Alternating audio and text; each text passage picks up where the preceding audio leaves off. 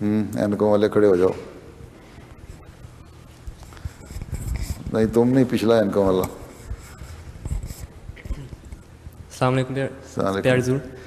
میرا سوال تھا کہ جامعہ کے بارے میں سوال تھا کہ جو بچے ہائی اسکول کے بعد یونیورسٹی جاتے ہیں اور کالج جاتے ہیں پڑھائی کرنے کے لیے, ان کو پھر بعد میں اچھی جابیں ملتی ہیں, پھر وہ زیادہ پیسہ کماتے ہیں اور پھر اپنی فیملیز کو وہ سپورٹ کر سکیں گے, کیونکہ اب ان کے ماں باپ ہی نہیں ہیں صرف جو پیسہ کماتے ہیں.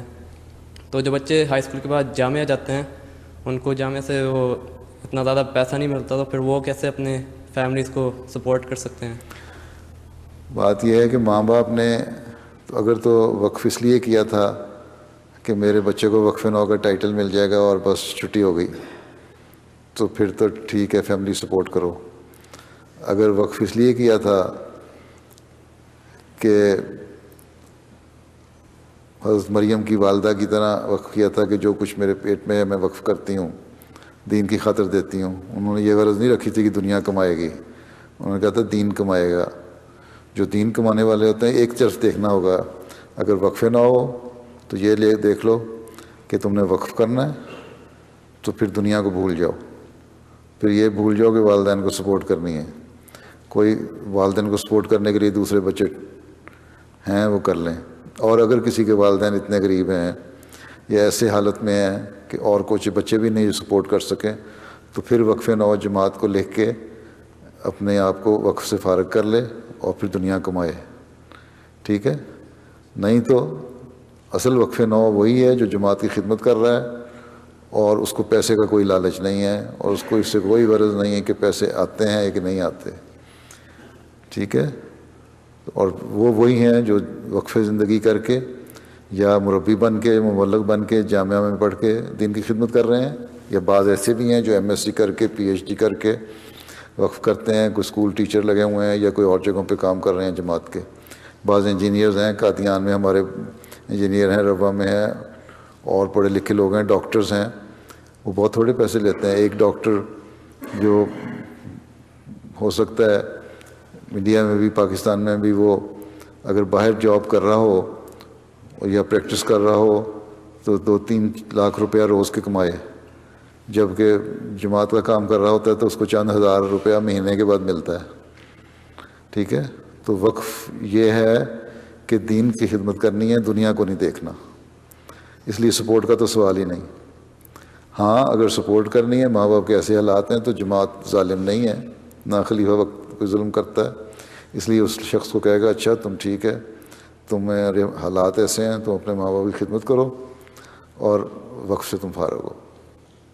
ٹھیک, وقف نو یا وقف زندگی دنیا نہیں دیکھتا, دین دیکھتا ہے. ٹھیک ہے, عہد کرتے ہو نا میں دین کو دنیا پہ مقدم رکھوں گا, تو سب سے پہلے دین کو دنیا پہ مقدم رکھنا کیا ہوتا ہے؟ دین کو دنیا پہ مقدم کروں گا کیا مطلب اس کا؟ ورڈ مجھے کیا انگلش میں بتا دو, انگلش میں بتا دو. امپورٹنس. ٹھیک ہے, امپورٹنس دوں گا, پریفرنس دوں گا دین کو دنیا پر. ٹھیک ہے, سمجھ آئی نا؟ تو اس کا مطلب یہی ہے کہ پھر میرے سامنے یہ نہیں ہوگا کہ پیسے کمائے جاتے ہیں کہ نہیں کماتے, تو گزارا کرنا پڑتا ہے. میں نے بتایا نا, بعض ابھی تو اللہ کے فضل سے جماعت کے حالات بڑے اچھے ہیں, مبلغین مربیان کو الاؤنس ملتا ہے اور مہینے کا گزارا بھی ہو جاتا ہے, ان کے اس بھی حالات اچھے ہیں.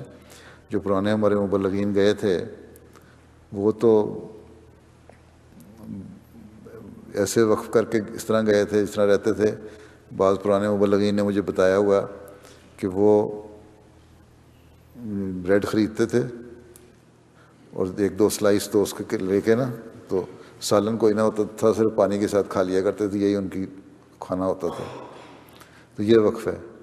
کیتھولک پادریوں کے میں بتا رہا ہوں نا, یہ وہاں کام کرتے تھے, وہ رہتے تھے اور اپنا تھوڑا بہت ساتھ لے جاتے تھے, اور پھر ریموٹ ایریاز میں جا کے, مطلب ایک آدھ پادری سے میں نے پوچھا کہ تم وہاں جاتے ہو کیا کرتے ہو؟ کہتا ہے وہاں ایک نارتھ میں ایک چھوٹا قبیلہ ہے، ٹرائب ہے، اس کی 10,000 کی آبادی ہے صرف، اور وہ اپنی لوکل زبان کو بولتے ہیں، ان کو اپنے اس زبان میں ہم بائبل کی ٹرانسلیشن کرنا چاہتے ہیں.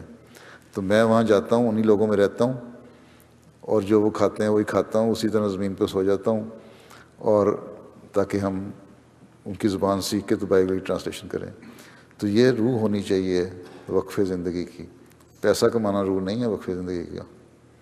ٹھیک.